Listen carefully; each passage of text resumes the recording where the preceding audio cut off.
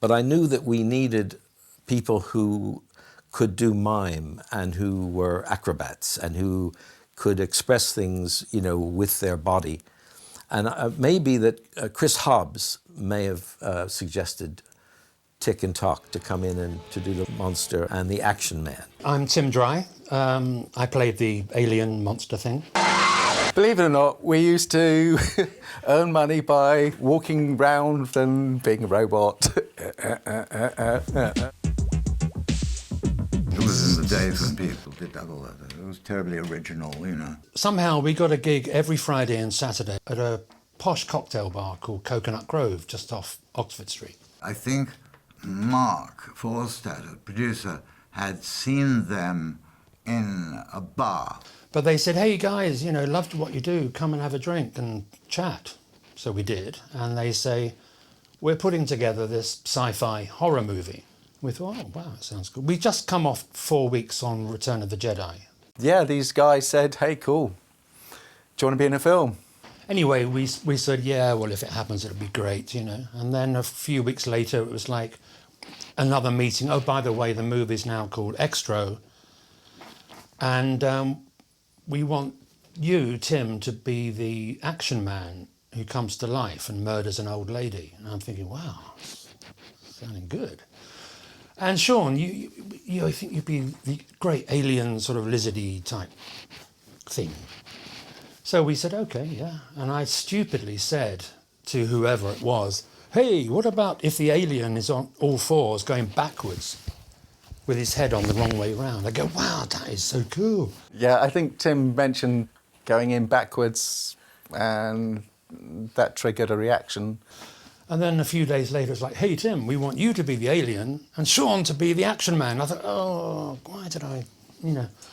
So I don't recall ever getting a script, you know, no lines.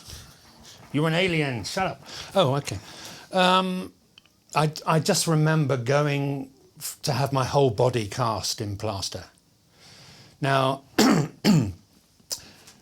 I know what it's like to have a full body wax or a Brazilian. It's really painful when they take it off, you know. They do you in two halves and then they do the head. And because I had to be cast in this ridiculous crab position, which I really regret now, you know, because you're sort of stuck like this. And it goes off, the plaster goes off really quickly and it's very hot. And distantly you can hear them saying, okay, Tim, we're going for lunch now. I'll be back in about an hour or so. Don't go. Oh, I can't move my head. Shit. Anyway, so then I had to go back to, I think it was NEFX, and they'd made this rubber suit, all knobbly and gnarly and shiny and horrible.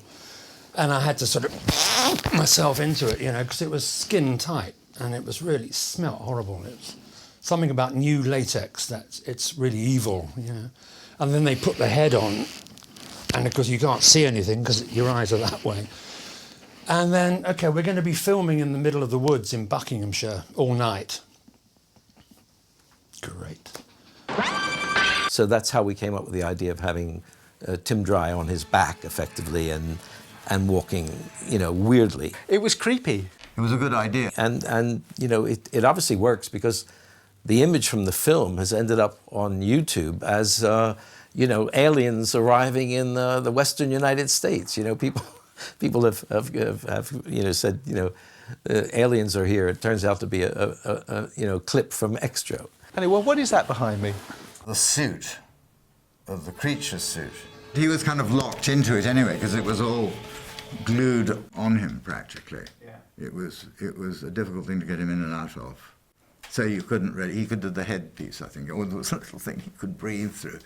It was stuck there for hours. It was just horrible. The thing that got me, that really put me off the whole thing, was towards the end, they said, he said, okay, Tim, we want to do one more setup, okay? Then we had to put him underwater at one point. Again, it's in the woods, and they've dug this hole in the middle of the sort of forest floor. And they filled this thing up with cold water. And muck and bracken and stuff. It was March, you know. And I said, okay, hop in. You know, they said, okay, Tim, we want you to get in the water. And the guy got in. I mean, I got to hand it to him. He did all the sort of emerging stuff, some of the better shots. But you've got to have the head on, and you've got to go under the water.